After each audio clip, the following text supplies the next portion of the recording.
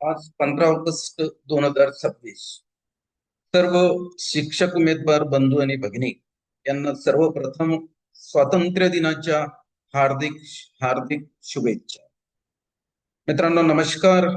तुमचं माझ्या YouTube channel मध्ये स्वागत आहे.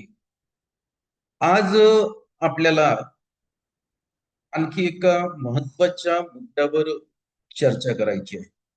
अर्थात तो मुद्दा आहे पवित्र पोर्टल मार्फत जी शिक्षक भरती 2025 होऊ घातलेली आहे, त्या शिक्षक भरतीविषयी आपल्याला महत्वाची चर्चा करायची आहे. मित्रांनो, बरेचसे जे शिक्षक उमेदवार आहेत बंधू आणि भगिनी, त्यांचा असा प्रश्न असते की सर, माझं जे सिलेक्शन आहे ते मुलाखती विना होईल का? कारण मुलाखतीसह हा कोणाचाच प्रश्न येत नाही. परंतु आपल्याला मुलाखतीसह हा जो या शिक्षक भरतीमधला एक भाग आहे, त्याच्याविषयी सुद्धा चर्चा करावीच लागणार आहे. कारण त्याला सुद्धा आपले बरेचसे शिक्षक उमेदवार आहेत, त्यांना सामोरं जावं लागणार आहे.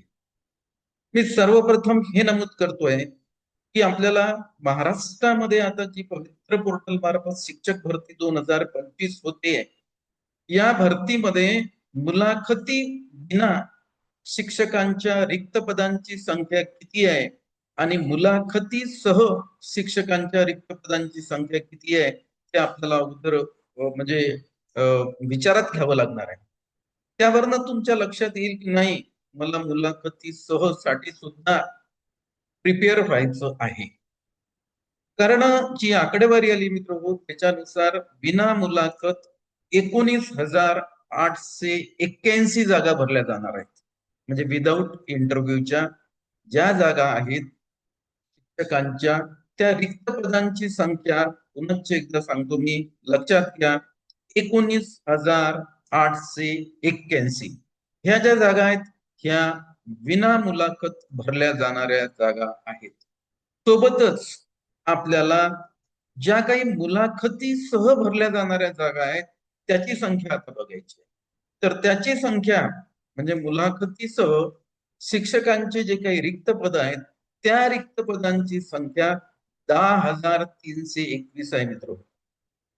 10,321. मग आता तुम्ही लक्षात घ्या, एकाच 3 या प्रमाणात जर पाठवलं तर किती शिक्षक उमेदवारांना मुलाखतीसाठी जावं लागणार आहे. म्हणून मुलाखतीसह हा मुद्दा आपल्याला दुर्लक्षित करून चालणार नाही. आपण जर 10,321 याला गुणला जर 3 केलं तर जवळपास 30,000च्या वर शिक्षक उमेदवारांना मुलाखतीसाठी जावं लागणार आहे. मग हे जे 30,000च्या वर म्हणजे 1,70,000च्या वर शिक्षक उमेदवारांनी सेल्फ सर्टिफिकेशन केलेलं आहे आणि त्यानंतर जे काही शिक्षक उमेदवारांनी प्रिफरन्स दिलं असेल मुलाखतीसह, बरेच म्हणजे शिक्षक उमेदवार आहेत त्यांनी मुलाखतीसह प्रेफरन्स दिलेलं आहे. नव्हे, सर्वच्या सर्व शिक्षक उमेदवारांनी मुलाखतीसहच प्रेफरन्स दिलेले आहेत. मग या मुलाखतीसह आपण प्रेफरन्स दिल्यानंतर आपल्याला मुलाखतीसहची तयारी कशी करायची? कारण 30,000च्या वर शिक्षक उमेदवारांचा हा प्रश्न आहे की सर, मग आता मुलाखतीसह जर प्रेफरन्स दिला आणि आम्ही मुलाखतीला गेलो तर आम्हाला कुठला प्रश्न विचारला जाणार आहे, किंवा आम्हाला तिथं जाऊन जे अध्यापन कौशल्य सिद्ध करावं लागणार आहे, त्या अध्यापन कौशल्यामध्ये आमची काय पूर्वतयारी असली पाहिजे. मित्र, एवढा विचार करून चालत नाही की मुलाखतीसह गेलं म्हणजे फक्त तिथं आर्थिक देवाणघेवाणीचाच प्रश्न निर्माण होते, असं बरेचसे शिक्षक उमेदवारांचा एक एक थोडासा त्याच्यामध्ये असं म्हणू की समज झालेला आहे. आणि तो काही अंशी बराबर म्हणजे त्यांचा तो बरोबर सुद्धा आहे. परंतु तरीही माझं असं याविषयीच एक मत आहे की खाजगी जे काही माननीय खाजगी संस्था चालक मंडळ आहे, ज्यांच्या शैक्षणिक संस्था आहेत, त्यांनाही त्यांच्या संस्था नीट चालवण्याची त्यांच्यावर सुद्धा एक जबाबदारी आलेली आहे. कारण तुम्ही बघाल की गावागावात अगोदर एक शाळा होती तर त्या परिसरात 3 शाळा झालेल्या आहेत. जिथं 3 शाळा होत्या तिथं 5-7 शाळा झालेल्या आहेत. आणि पुन्हा इंग्रजी माध्यमाच्या शाळा, या सगळ्या गोष्टीचा विचार करून आपले जे संस्था चालक मंडळ आहे त्यांना सुद्धा ते फक्त आता म्हणजे एवढाच विचार करत नाहीत, त्यांना सुद्धा गुणवत्तेवर आधारित आपले जे शिक्षक उमेदवार आहे यांची, त्यामुळे त्यांची सुद्धा एक जबाबदारी आहे की आपल्या शिक्षण संस्थेमध्ये म्हणजे गुणवान शिक्षक उमेदवार जे आहेत त्यांची नियुक्ती झाली पाहिजे. म्हणून आपल्याला मित्र हो, याकडे दुर्लक्ष करून चालणार नाही. आपल्याला अध्यापन कौशल्य, मुलाखत ह्या ज्या गोष्टी आहेत ह्या सर्व आपल्याला तिथं सादर कराव्याच लागणार आहे. मग आता या दृष्टिकोनातून आपले जे शिक्षक उमेदवार आहे यांची काय तयारी असायला पाहिजे, ती तयारी कशी करायची, त्यावर आपण आजच्या व्हिडिओच्या माध्यमातून तयारी करणार आहोत. मी तुम्हाला काहीतरी 5-7 मुद्दे सांगणार आहे आणि हे जे मुद्दे आहेत हे मुलाखत आणि अध्यापन कौशल्य याच्याशी संबंधित मुद्दे आहेत मित्र. हे आपल्या शिक्षक उमेदवारांच्या दृष्टिकोनातून फार महत्वाचे आहेत. हे कोणी सांगत नाही. या मुद्द्याकडे जर तुम्ही लक्ष समजा केंद्रित केलं आणि त्या मुद्द्यांच्या दृष्टिकोनातून तुम्ही स्वतःला प्रिपेअर्ड करून जर तुम्ही तुमच्या मुलाखतीसाठी किंवा अध्यापन कौशल्य सिद्ध करण्यासाठी जर जिथं ज्या दिवशी तुम्हाला संस्था चालक मंडळ बोलावेल त्या दिवशी तिथं त्यांच्या कार्यालयात हजर केले, त्यांच्या शाळेवर तुम्ही हजर राहिले आणि तुमची ही जर तयारी असेल तर एक तुम्हाला मी म्हणजे 100% सांगतोय की कुठंतरी ते एका कोपऱ्यामध्ये तुमचा विचार निश्चित करणार आहेत की नाही, या सरांचं जे अध्यापन कौशल्य आहे ना ते फार जबरदस्त झालेलं आहे आणि हे सर आपल्या भविष्यात आपल्या शाळेच्या उन्नतीसाठी यांना घेणं आपल्याला गरजेचं आहे. हा एक भाग मित्र हो याच्यामध्ये निश्चित आहे, तुम्हाला मी सांगतोय. तर त्या दृष्टिकोनातून आपल्याला तयारी करायची आहे. ती तयारी कशी करायची ते मी तुम्हाला आता काही मुद्दे आपल्याला इथं घ्यायचे आहेत आपल्या स्क्रीनवर आणि त्या मुद्द्याचा विचार करून तयारी कशी करायची ते आपल्याला बघायचं. बघा मी इथे एक या स्क्रीनवर असं हेडिंग दिलेलं आहे की पवित्र पोर्टल मुलाखतीसह भरती अध्यापन कौशल्य तयारी. अध्यापन कौशल्याची तयारी कशी करायची, मुलाखतीची तयारी कशी करायची, यावर आपल्याला आजच्या या व्हिडिओच्या माध्यमातून आपले जे आदरणीय शिक्षक उमेदवार आणि बंधू भगिनी आहेत त्यांच्यासोबत चर्चा. याच्यामध्ये काही महत्वाचे मुद्दे आहेत आणि हे सर्व आपल्या विषयाशी संबंधित आहेत. म्हणजे तुम्ही जर ग्रॅज्युएट आहे आणि बीएड आहे, तुम्ही 6 ते 8 वर जात असाल तर तुमच्या विषयाशी संबंधित तिथं प्रश्न तुम्हाला विचारले जातात आणि तुमच्या विषयाशी संबंधित तुम्हाला तिथं अध्यापन कौशल्य सिद्ध करावं लागतं. आणि या मुलाखतीसाठी त्यांनी मुद्दामूनच त्यासाठी 10 गुण दिलेले आहेत. त्या 10 गुणांचं वाटप कसं होते ते या अगोदरच्या व्हिडिओमध्ये आपण बघितलेलं आहे मित्रांनो. तर अध्यापन कौशल्याच्या दृष्टिकोनातून महत्वाचे मुद्दे मी इथं तुम्हाला या ड्रॉपडाऊन मध्ये मी घेतलेले आहेत.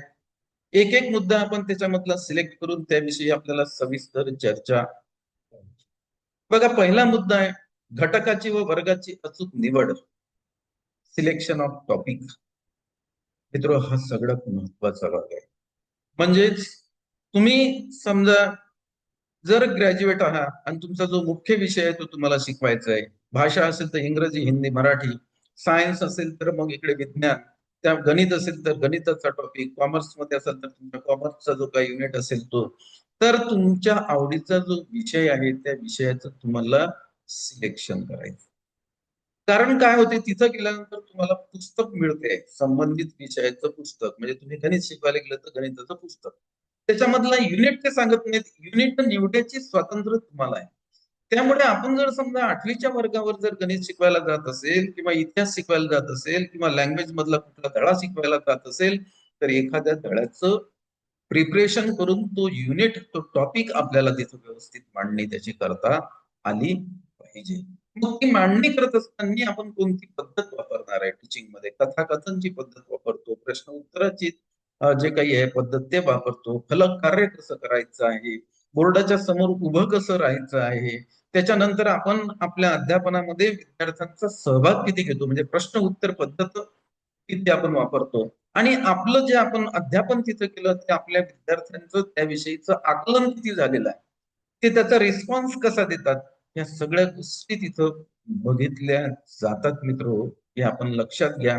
याच्याकडे एक निगेटिव्ह थिंकिंग म्हणून पाहू नका. हे कोणी पाहत नाही, हे कोणी विचारत नाही, हा एक काहीतरी एक म्हणजे निगेटिव्ह हा म्हणजे एक समजा तुमच्या त्या शिक्षक उमेदवाराच्या याच्यामध्ये निर्माण झालेला आहे, तो काढून टाका. कारण बरेच संस्था चालक असे आहेत, नवे 90% आहेत की ते तुमचं अध्यापन कौशल्य लक्षात घ्या. कारण 58 वर्षे वयाच्या 58 वर्षापर्यंत निवृत्तीपर्यंत तुम्हाला त्या संस्थेमध्ये काम करायचं आहे. त्यामुळे त्यांची सुद्धा ही जबाबदारी आहे की निवड योग्य झाली पाहिजे, जेणेकरून आपला जो काही म्हणजे शाळेचा दर्जा आहे तो उंचावणार आहे. हा सुद्धा ते एका ठिकाणी कुठेतरी त्यांना तो विचार करावाच लागतो मित्र. तर आता आपल्याला हे बघायचं आहे की घटकाची व वर्गाची अचूक निवड हा एक भाग आहे. 5 पायऱ्यांचा सविस्तर वापर, म्हणजे टीचिंग करत असताना 5 पायऱ्या आहेत, 5 स्टेप आहेत, त्यांचा सविस्तर वापर कसा करायचा आहे ते सुद्धा बघायचं आहे. पाठाची प्रस्तावना कशी करायची आहे, इफेक्टिव्ह इंट्रोडक्शन ज्याला आपण म्हणतोय ते कसं करायचं आपण. शैक्षणिक साधनाचा प्रभावी वापर तुम्हाला करावा लागेल, ज्याला टीचिंग एड्स असं म्हणतो आपण, जे आपण बीएड मध्ये शिकलेलो आहोत. फळा लेखन कौशल्य, ब्लॅक बोर्ड रायटिंग स्किल, हे सुद्धा एक स्किल आहे, रायटिंग स्किल. तुम्ही फळ्यावर कसं लिहिता, कोणत्या बाजूने सुरुवात करता, फळ्याचे 2 भाग करता का, तुम्ही ते डस्टर हाती कसं पकडता, ह्या सगळ्या गोष्टी मित्र तुम्हाला तिथं तुमच्या बघितल्या जातात. त्याच्यानंतर संवाद, देहबोली आणि वर्ग नियंत्रण, क्लास कंट्रोल ज्याला म्हणतो आपण, ते सुद्धा महत्वाचं आहे. म्हणजे क्लास कंट्रोल आपल्याला करता आला पाहिजे. नाही तर आपण इकडे टीचिंग करतोय आणि तिकडे विद्यार्थी आपसात बोलतायत. काही विद्यार्थी खोडकर असतात. मग अशा विद्यार्थ्याला शांत करायचं कसं करायचं, तर त्याच्यात एकच माध्यम आहे, त्याला प्रश्न विचारायचा. प्रश्न विचारला की तो ऑटोमॅटिक त्याला येत नाही, मग तो शांत राहते, त्याला असं वाटतं सरचं लक्ष आपल्याकडे आहे म्हणून. तर एका एका घटक याच्यामधला आपण सिलेक्ट करू आणि त्याविषयी आपल्याला सविस्तर या व्हिडिओच्या माध्यमातून एक माहिती आहे ती घ्यायची आहे. त्यावर सविस्तर चर्चा आपले शिक्षक उमेदवार बंधू आणि भगिनी यांच्यासोबत करायची आहे. बघा, पहिला मुद्दा घेतला मी, घटकाची व वर्गाची अचूक निवड. हा पहिला मुद्दा आपण याच्यामध्ये घेतलेला आहे. घटकाची व वर्गाची अचूक निवड, सिलेक्शन ऑफ टॉपिक, याच्यावर एक पेज आहे इथं, ती माहिती आपल्याला जाणून घ्यायची आहे. ही निश्चितच तुमच्या फायद्याची माहिती. त्यासाठी आपले जे शिक्षक उमेदवार आहे यांनी आवर्जून लक्षात घ्यावं, जरी आपली इच्छा मुलाखती विना असेल आणि समजा मुलाखती विना आपली जर निवड झाली नाही, तर मुलाखती सहला सामोरं आपल्याला जावंच लागणार आहे, हे लक्षात घ्या तुम्ही. त्यामुळे ही तयारी आपल्याला करावीच लागणार आहे. आणि मी सांगितलं तुम्हाला 10,321 जागा आहेत अशा, ज्याच्यामध्ये मुलाखतीसह म्हणजे पद आहेत ते. मग 10,321 एकाच तीन जर आपण दिलं तर 30,000च्या वर लोकांना मुलाखतीसह या ऑप्शन मध्ये सामोरं जावं लागतं. मग त्यांनी काय करायचं, याच्याकडे दुर्लक्ष करायचं का? याच्याकडे आपल्याला दुर्लक्ष करून चालणार नाही. पवित्र पोर्टलच्या मुलाखतीत तुम्हाला कोणत्या वर्गावर पाठ घ्यायचा आहे हे अचानक सांगितले जाऊ शकते. त्यामुळे पूर्वतयारी अतिशय भक्कम असणं आवश्यक आहे.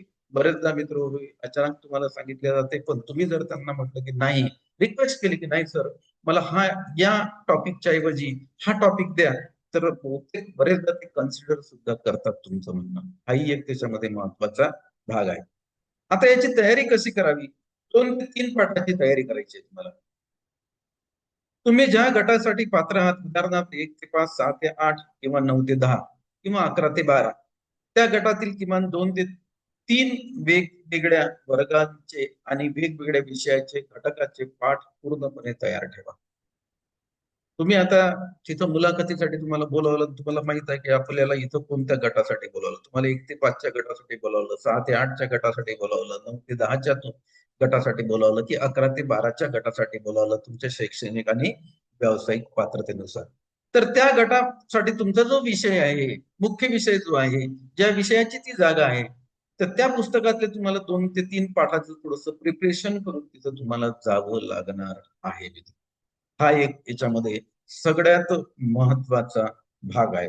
त्यानंतर घटकाचा आवाका. 10 गुणांच्या मूल्यमापनासाठी तुम्हाला केवळ 10 ते 15 मिनिटाचा वेळ दिला जाऊ शकतो. त्यामुळे घटक खूप मोठा, व्यापक निवडू नका. एका विशिष्ट संकल्पनेवर, उदाहरणार्थ विज्ञानातील प्रकाश, गणितातील अपूर्णांक, मराठीतील एखादी कविता लक्ष केंद्रित करा.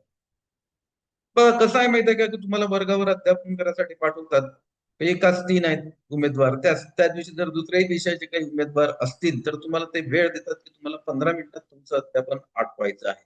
मग अशा वेळेस आपला जो टॉपिक आहे, तो टॉपिकचा जो आवका आहे, तो कमी असायला पाहिजे. म्हणजे शॉर्टकट मध्ये शिकवायचं, पण दर्जेदार शिकवायचं. असा जो युनिट आहे, तो युनिट तुम्हाला घ्यायचा आहे. जसं की आता समजा विज्ञानातील प्रकाश नावाचं एक युनिट आहे, त्याच्यावर तुम्ही घेऊ शकता. गणितातील अपूर्णांक आहे, भाषा विषय असेल तर एखादी कविता आहे. त्यामध्ये तुम्हाला 15 मिनिटात तुमचं इफेक्टिव्ह सादरीकरण करायचं आहे अध्यापनाचं, हे आपण लक्षात घ्यायला पाहिजे. दुसरं असं आहे की पाठांतर टाळा. घटक असा असा घटक असा असावा जो तुम्हाला तोंडपाठ नाही, तर जो तुम्ही स्वतःच्या कल्पकतेने समजावून सांगू शकता. तुमचे विषय ज्ञान, सब्जेक्ट नॉलेज इथं स्पष्टपणे दिसले पाहिजे. मित्रांनो, तुम्हाला जो घटक निवडायचा आहे, तो पाठांतर करून निवडायचा नाही. जो घटक तुम्ही निवडणार, तो घटक तुम्हाला तुमच्याजवळ ज्या काही कल्पना आहेत, त्या कल्पना तिथं तुम्हाला वापरून त्याचं अध्यापन तुम्हाला करता आलं पाहिजे. म्हणजे जेणेकरून तुमचं जे अध्यापन आहे, ते अध्यापन इफेक्टिव्ह होईल, ते विद्यार्थ्याला त्याचं आकलन होईल. त्यामुळे तुम्ही जे शेवटी त्यांना प्रश्न विचारसाल, त्या प्रश्नाची उत्तरं ते देतील. म्हणजेच त्या संस्था चालक मंडळींना विद्यार्थ्यांचा सहभाग सुद्धा त्याच्यामध्ये दिसणार आहे. तर हा एक पॉइंट आपण आज चर्चेला घेतला, तो होता घटकाची व वर्गाची अचूक निवड. आता पुढला आपल्याला पॉइंट याच्यामध्ये आहे, आपण 5 ते 6 पॉइंट याच्यामध्ये घेतलेले आहेत, जे महत्वाचे आहेत. ते सर्वच्या सर्व बघायचे आहे, म्हणून हा व्हिडिओ तुम्हाला सुरुवातीपासून शेवटपर्यंत बघायचा आहे. याला स्किप करू नका.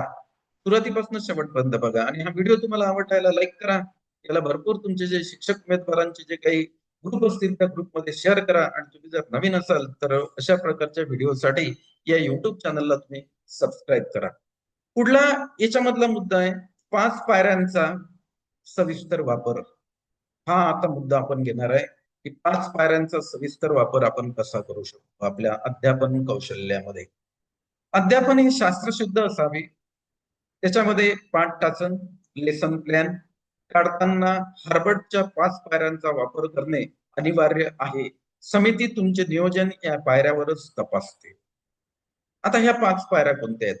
पाठाचे टप्पे. नंबर 1, प्रस्तावना व हेतू कथन. म्हणजे तुम्ही जेव्हा पाठ घ्यायला जाता तेव्हा तुम्हाला प्रस्तावना करावं लागतं. आणि प्रस्तावनेमध्ये जे काही विद्यार्थी आहे, त्या विद्यार्थ्याचं आपल्याला पूर्व ज्ञान जागृत झालं पाहिजे. हा एक याच्यामधला सगळ्यात महत्वाचा आहे. प्रस्तावना व हेतू कथन याच्यामध्ये introduction and statement of aim, विद्यार्थ्यांचे लक्ष वेधून घेणे आणि शेवटी आज आपण शिकणार आहोत असे सांग. विद्यार्थ्यांचं आपल्याला प्रस्तावनामध्ये अशी करायची की विद्यार्थ्यांचं लक्ष आपल्याला वेधून घ्यायचं आहे आणि आज आपण काय शिकणार आहोत त्या मुद्द्याकडे आपल्याला यायचं. दुसरा, विषय प्रतिपादन, प्रेझेंटेशन. हा मुख्य भाग आहे. यामध्ये तुम्हाला स्पष्टीकरण देणे, उदाहरण देणे आणि विद्यार्थ्यांचा सहभाग घेणे अपेक्षित आहे. कमीत कमी वेळेत जास्तीत जास्त आशय तुम्हाला तिथं म्हणजे विद्यार्थ्यांच्या म्हणजे समोर तिथं तुम्हाला त्या अध्यापनामध्ये तुम्हाला त्या कमी वेळामध्ये जास्तीत जास्त आशय तुम्हाला तुम्ही जो युनिट घेता त्याचा सांगता आला पाहिजे. त्यानंतर तिसरं जी याच्यामधली पायरी आहे ते आहे संकलन आणि उजळणी. तुम्ही जे शिकवले आहे त्यातील महत्वाचे मुद्दे थोडक्यात पुन्हा एकत्र करणे. म्हणजे तुमचं आता अध्यापन म्हणजे आलं शेवटच्या टप्प्यात आणि काहीतरी 3 मिनिट आहेत, तर तुम्ही काय जे शिकवलेलं आहे त्याच्यामध्ये ठळक मुद्दे एकदा विद्यार्थ्यांना तुम्ही सांगायला पाहिजे. त्यानंतर मूल्यमापन. विद्यार्थ्यांना शिकवलेला भाग किती समजला हे तपासण्यासाठी 2 ते 3 छोटे प्रश्न तुम्हाला विचारणं फार आवश्यक आहे. सामूहिक उत्तर विद्यार्थ्याचं घ्यायचं नाही. त्यांना विचार सांगायचं की ज्यांना येते त्यांनी हात वर करा. वैयक्तिक म्हणजे त्या विद्यार्थ्याला आपल्याला विचारायचं आहे. सामूहिक उत्तर घेणं टाळा मित्र. त्यानंतर गृहपाठ. हाही एक याच्यामधला भाग आहे. अप्लिकेशन पाठाच्या शेवटी शिकवलेल्या घटकावर आधारित विद्यार्थ्यांना विचार करायला लावणारा गृहपाठ द्यायला पाहिजे. काहीतरी थोड्याफार प्रमाणात काही प्रश्न म्हणा, काही त्याला गृहपाठ तुम्ही द्यायला पाहिजे. त्यानंतर पुढे आहे, समिती समोर जाताना पाठाचे लिखित वाचन 3-4 प्रती सोबत नक्की ठेवा. त्यामुळे तुमचा व्यावसायिक दृष्टिकोन दिसून येतो. तुम्ही जेव्हा या व्यवस्थापक मंडळाकडे जासाल मुलाखतीसाठी, तर त्या पाठाचं टाचन असलं पाहिजे.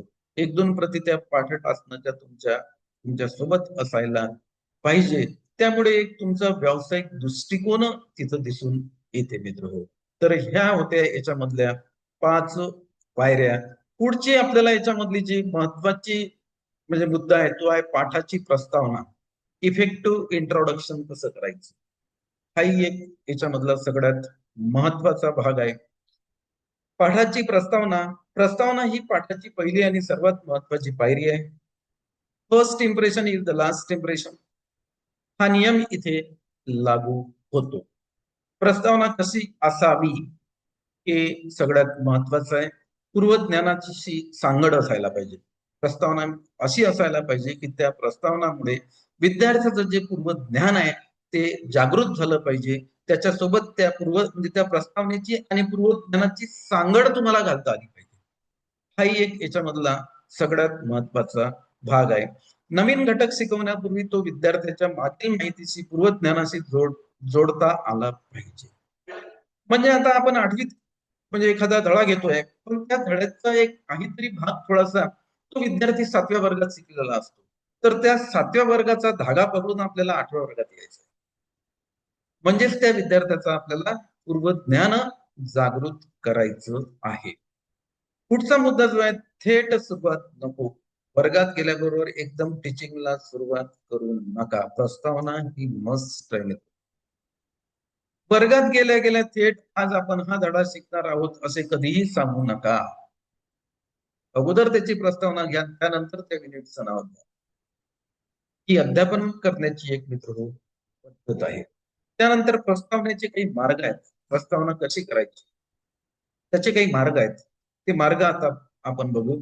सोपे आणि दैनंदिन जीवनातील प्रश्न विचारून प्रस्तावना करू शकता. तुम्ही जो घटक शिकवता त्या घटकावर आधारित काही दैनंदिन जीवनातल्या प्रश्न असतात, ते प्रश्न तुम्ही विचारू शकता. एखादी छोटी आणि रंजक गोष्ट स्टोरी सांगून तुम्ही प्रस्तावना करू शकता. एखादे चित्र, मॉडेल किंवा वस्तू दाखवून तुम्ही प्रस्तावना करू शकता तुमची. एखादा छोटा प्रयोग करून, विशेषतः विज्ञानासाठी तुम्ही तुमची प्रस्तावना मित्र करू शकता. आणि वेळेचे भान आपल्याला ठेवावं लागेल. 10 मिनिटाच्या पाठात प्रस्तावना 2-3 मिनिटापेक्षा जास्त मोठी नसावी. प्रस्तावनेच्या शेवटी हेतुकथन, आजचा विषय सांगणे स्पष्ट असावे. आता ते 10 मिनिटं देतात की 15 देतात की 30 देतात, तो तुमचा भाग आहे. तुम्ही किती मिनिटं तो लेसन घेताय आणि त्यांच्याकडे किती मिनिटं वेळ आहे. तर त्या वेळेमध्ये प्रस्तावनेसाठी फक्त 2 ते 3 मिनिटच खर्च करा. त्यापेक्षा जास्त वेळ प्रस्तावनेला देऊ नका. आणि त्यानंतर तुम्ही तुमचा अध्यापनाचा जो मुख्य मुद्दा आहे त्या मुख्य मुद्द्याकडे, तुमच्या टॉपिककडे तुम्ही यायला पाहिजे. ही पाठाची प्रस्तावना बघितली आपण.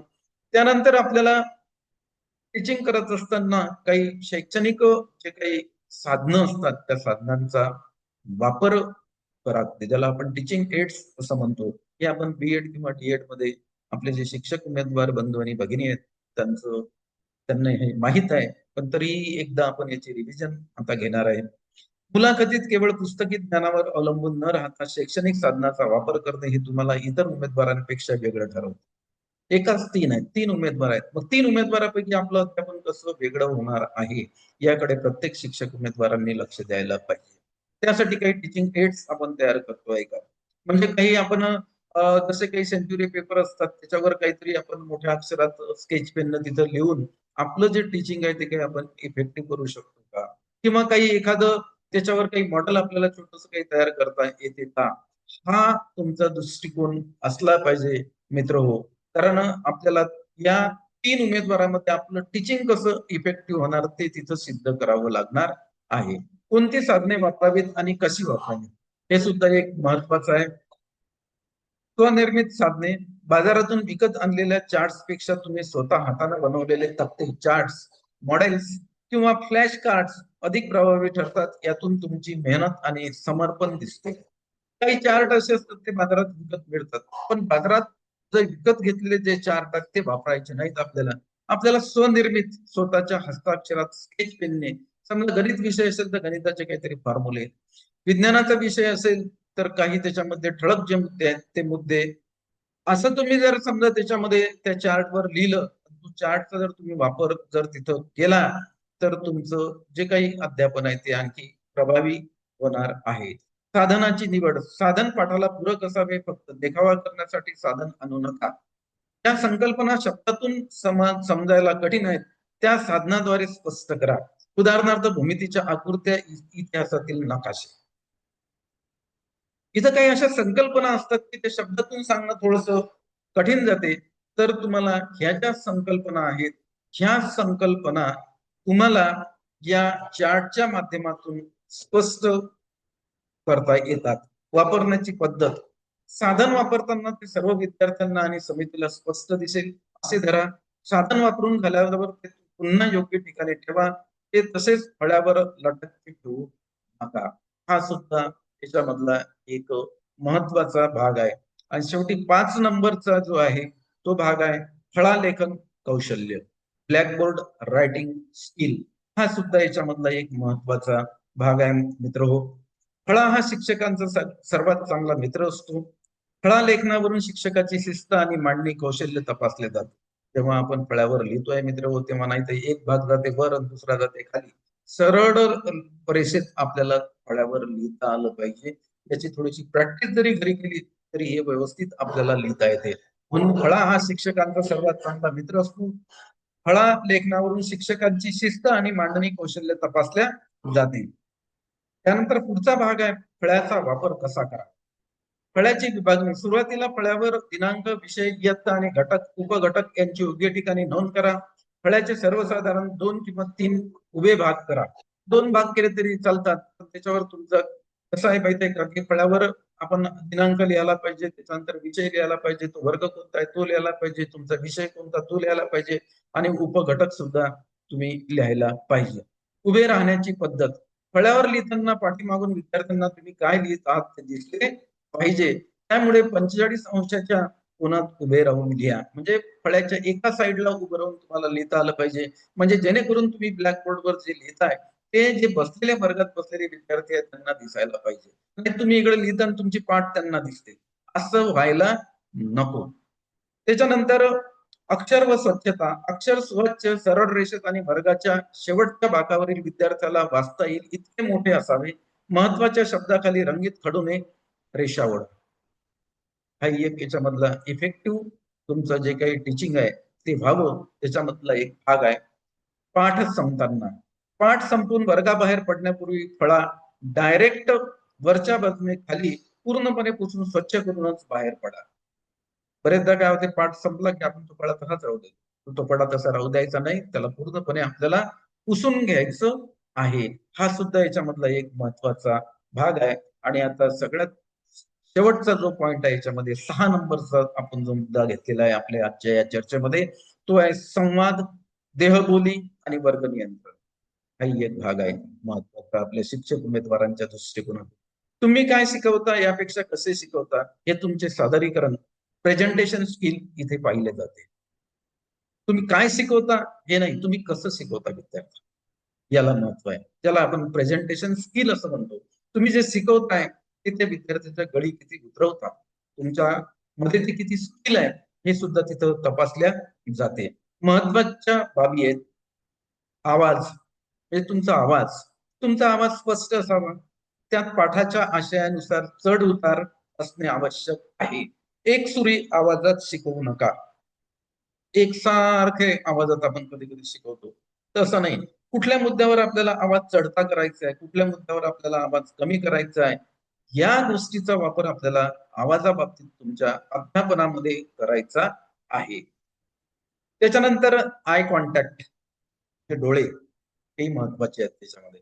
शिकवताना तुमचे लक्ष केवळ समितीकडे किंवा एकाच विद्यार्थ्याकडे नसावे, वर्गातील सर्व विद्यार्थ्यांवर तुमची नजर फिरली पाहिजे. मित्र, तुम्ही जेव्हा टीचिंग करता तेव्हा एखादा मुद्दा बोर्डवर लिहिल्यानंतर एखादा राऊंड विद्यार्थ्याच्या मधात जो गॅप असते त्याच्यामध्ये सुद्धा तुम्ही मारू शकता. सर्व विद्यार्थ्याकडे तुम्ही लक्ष द्यायचं आहे. विद्यार्थी लिहितात की नाही व्यवस्थित तो मुद्दा, त्याच्याकडे सुद्धा तुम्हाला आवर्जून लक्ष द्यायला पाहिजे. आत्मविश्वास व देहबोली. आत्मविश्वास, अध्यापन कौशल्य, जेव्हा आपण अध्यापन कौशल्यासाठी जेव्हा जातो ना, तेव्हा आत्मविश्वास हा सगळ्यात महत्वाचा आहे. तुमची देहबोली कशी आहे? ती एक याच्यामध्ये पाहिल्या जाते. तर चेहऱ्यावर नेहमी प्रसन्नता, स्माईल असावी, खांदे ताठ असावेत, शिकवताना एका जागी खिळून उभे राहू नका, वर्गात नैसर्गिक हालचाल करा. म्हणजे शिकवताना आपण एकाच ठिकाणी उभं राहतो असं होऊ देऊ नका. वर्गामध्ये थोडंसं राऊंड मारा, विद्यार्थ्यामध्ये फिरा. म्हणजेच काय होते की प्रत्येक विद्यार्थ्याकडे आपलं लक्ष दिले जाते. विद्यार्थी सहभाग, हे एकतर्फी भाषण नसावे. विद्यार्थ्यांना सतत प्रश्न विचारून त्यांना पाठात गुंतवून ठेवा. मुले गोंधळ करत आहेत अशी परिस्थिती दिली गेल्यास रागावण्याऐवजी संयमाने परिस्थिती कशी हाताळता हे दाखवून द्या. एखादा मुलगा असतो, तो खोडकर असतो, तो गोंधळ करतोय, तर त्या मुलावर आपल्याला रागवायचं नाही. संयमानं त्याला कसं हाताळायचं त्याचं सुद्धा एक स्किल असते. आणि सगळ्यात महत्वाचं स्किल सांगतो मी, त्याला प्रश्न जर विचारला की नाही तो बिलकुल शांत बसतो. त्याला प्रश्न मग विचारायचा, तू सांग म्हणा याचं उत्तर काय आहे. बस तेवढं सांगितलं त्याला, नाही सांगतो त्याला बस आता शांततेने बस, गडबड करू नको. तो गडबड करत नाही. तर अशा प्रकारे आपण आज 6 जे मुद्दे आहेत त्यावर अध्यापनाच्या दृष्टिकोनातून, मुलाखतीच्या दृष्टिकोनातून चर्चा केलेली आहे. कारण हा मुद्दा तेवढाच महत्वाचा आहे. 30,000पेक्षा जास्त शिक्षक उमेदवारांना या प्रक्रियेमधून जावं लागणार आहे मित्र हो. म्हणून प्रत्येक उमेदवाराने आजचा जो व्हिडिओ आहे हा सुरुवातीपासून शेवटपर्यंत बघा. या व्हिडिओच्या माध्यमातून थोडीफार तयारी करा आणि ही तयारी केल्यानंतर तुमचं जे अध्यापन कौशल्य आहे ते चांगल्या प्रकारे सिद्ध होणार आहे. ते सिद्ध झालं म्हणजे संस्था चालक तुमचा कुठं ना कुठं विचार केल्याशिवाय राहणार नाहीत. तर आजच्या या चर्चेला मी आता पूर्णविराम देतो.